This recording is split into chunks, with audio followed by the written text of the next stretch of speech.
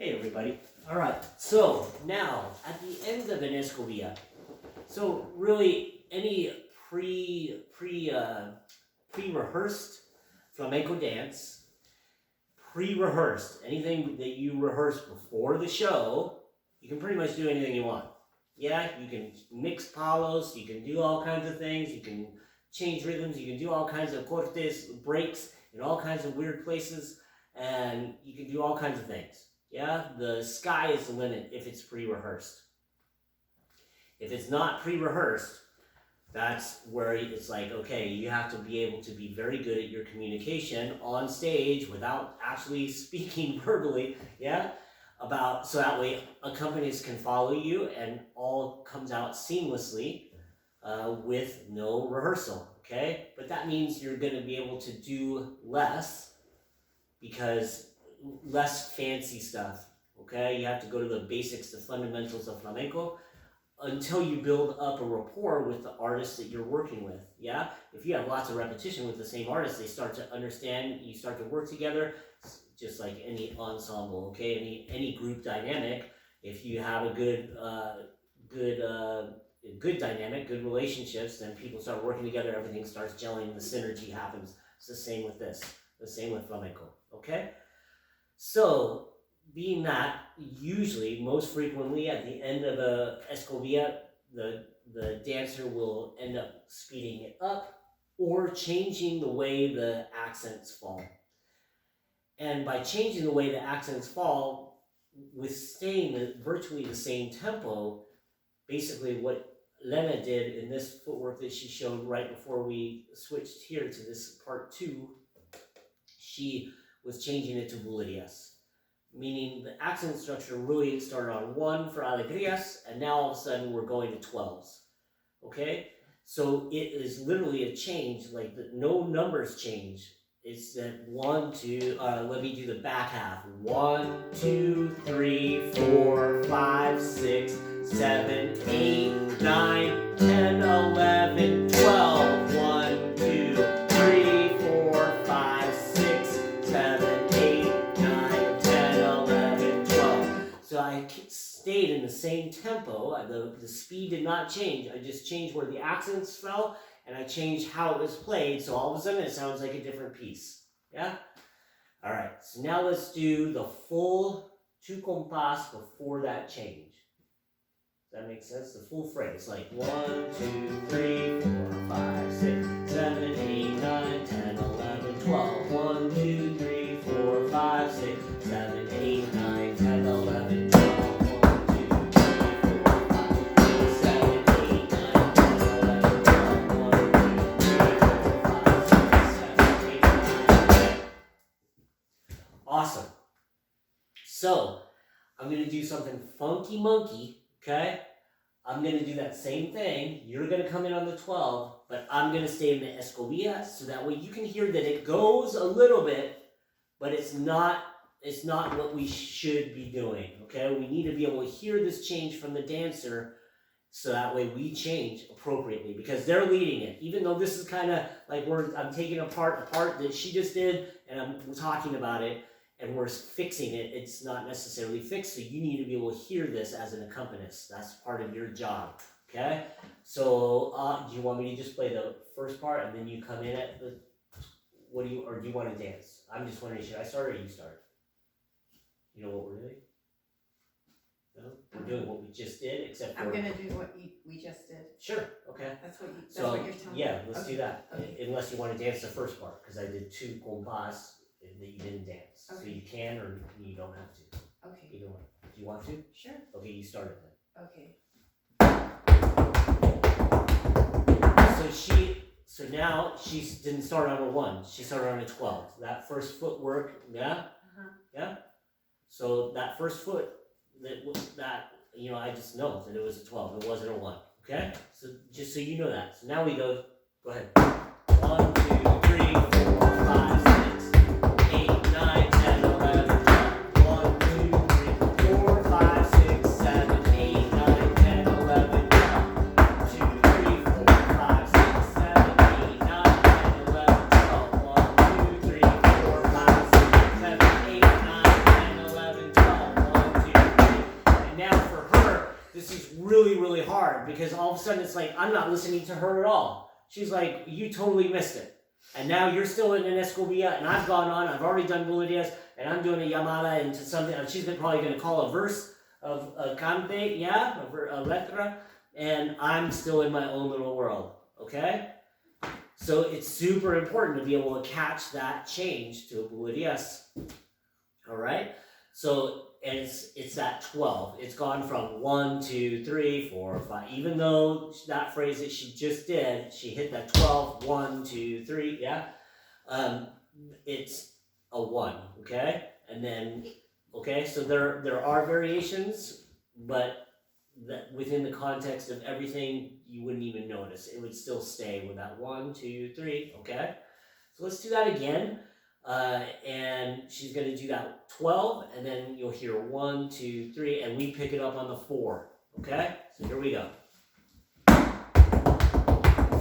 5, 6, 7, 8, 9, 10, 11, 12. 1, 2, 3, 4, 5, 6, 7, 8, 9, 10, 11, 12. 1, 2, 3. Yeah, and then she was going to go into Melodias there, yeah? Yeah. I apologize. No, no worries. Yeah.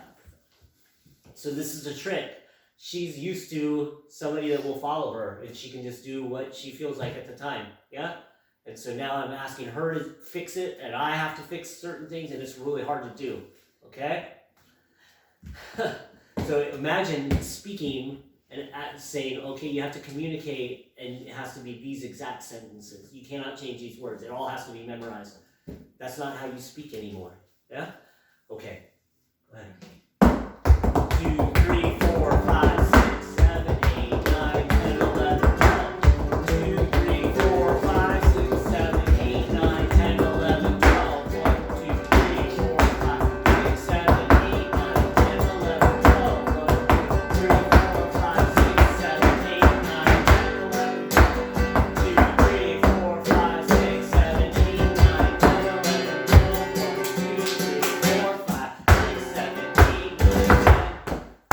And now we got into a whole nother world that is way beyond the scope of what we're gonna do, what we've been talking about. But I do want to go through that one more time, okay? The exact same thing. Recognize again, she could speed up. There could be tempo changes doing the same exact thing. Where we go 7, 8, or 1, 2, 3, 4, 5, 6, 7, 8, 9, 10, 11, 12. 1, 2, 3, 4, 5. So that she would be leading. And I have to follow that as well as understand what's happening with the compás. That it's going from 1s to 12s. Yeah? So there's so much more, but we got to give you some kind of base.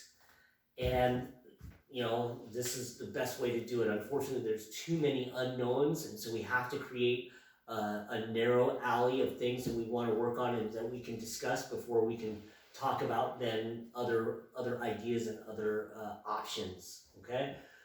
So let's do that one more time, the exact same thing. She's going to start on 12. She hits that 12, and then 1, 2, 3, and hopefully you can hear it right away or get closer to hearing it right away, that subdivision, okay? 2, 3, 4, 5, 6, 7, 8, 9, 10, 11, 12. 4, 5, 6, 7, 8, 9, 10, 11, 12. 3, 4, 5, 6, 7, 8, 9, 10, 11, 12. 3, 4, 5, 6, 7. Okay, so now harmonically, I'm going from E to B7. I'm still staying in E to B7, but what I've done the last 2 times is I've changed to a 1 compás harmony where I go 12, 1, 2, 3, 4, 5, 6, 7, 8, 9, 10. Remember that the melody for the Escobilla is 2 compás. 1, 2, 3, 4, 5, 6, 7, 8, 9, 10, 11, 12. 1, 2, 3, 4, 5, 6, 7, 8, 9, 10, 11, 12. Okay? So I've changed it when we go to that 12 beat rhythm, but I don't have to. So now I'm going to purposely change it. Okay, go one more time, same thing. 2, 3, 4, 5, 6, 7, 8, 9, 10, 11, 12. 1, 2, 3, 4, 5, 6, 7, 8, 9, 10, 11, 12. 1, 2, 3, 4, 5, 6, 7, 8, 9, 10, 11, 12. 1, 2, 3, 4, 5, 6, 7, 8,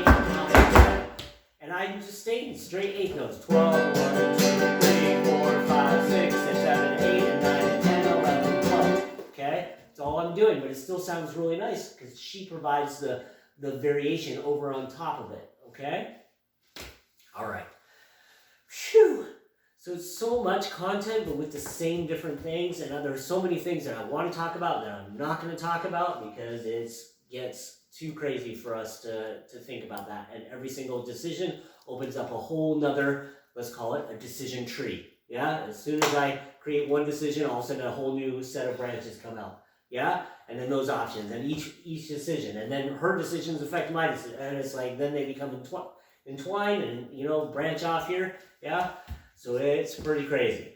Mm-hmm. All right, so the fundamental thing that's holding us together is our combined sense of compás and our combined agreement on where that compás is, and that neither of us are going, this has to be this way.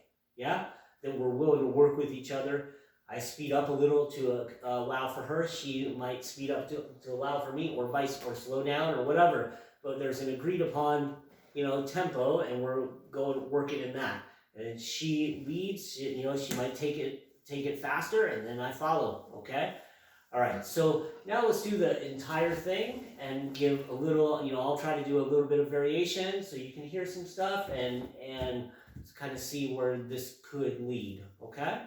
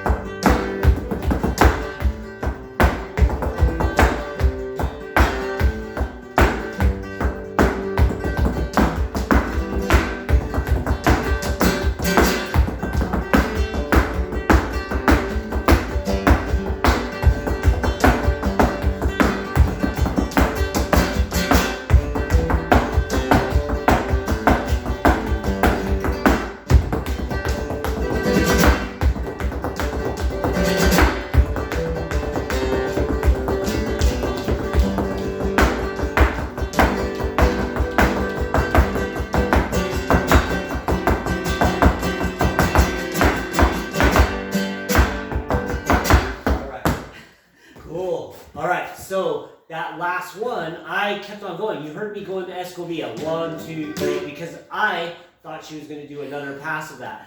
I thought she was going to duplicate it again because there was a pattern set up, so I thought there was going to be another one. But it's okay. Like, she went into it, and I went 1, 2, 3, 4, 5, 6, 7, 8, 9, 10. Yeah? And it all worked out just fine. Yeah? I don't know if you caught that.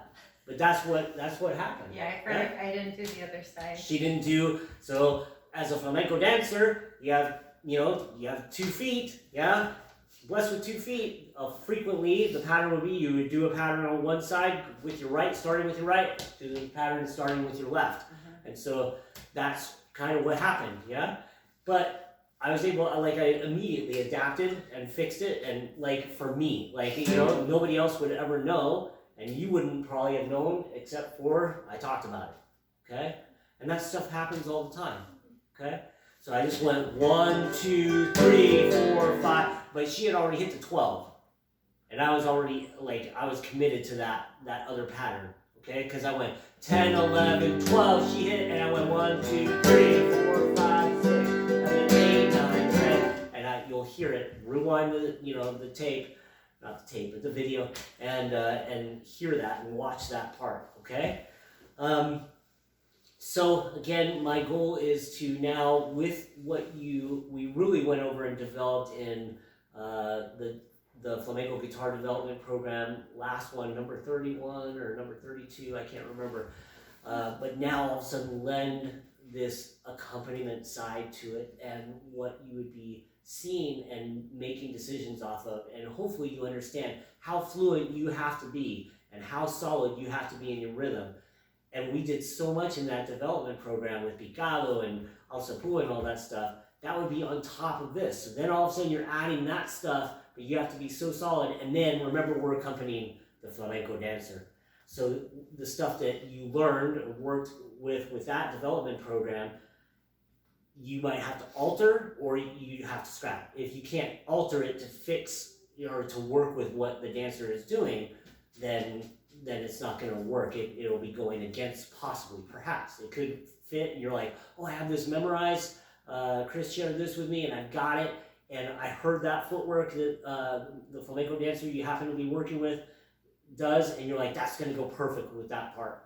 But again, that ends up being with rehearsal. And so eventually you would get to the point where you can use alza pura and picado and all that stuff in the midst of all this stuff based off of the decisions they're making, and be able to adapt to it in real time and doing the best overall thing for the performance, okay? It's a big, tall order, okay? But start here. We've got to start somewhere, and this is it, okay? Let me know if you have any questions. Follow-up questions would be super appreciated. Let me know what you think about this. If you have questions for Lena, I will pass them along, and we can, we can deal with this stuff and move forward with anything that requires the two of us, and it'll help inform us too. So we'd appreciate it. Thank you so much. Enjoy your day. Bye-bye. Bye.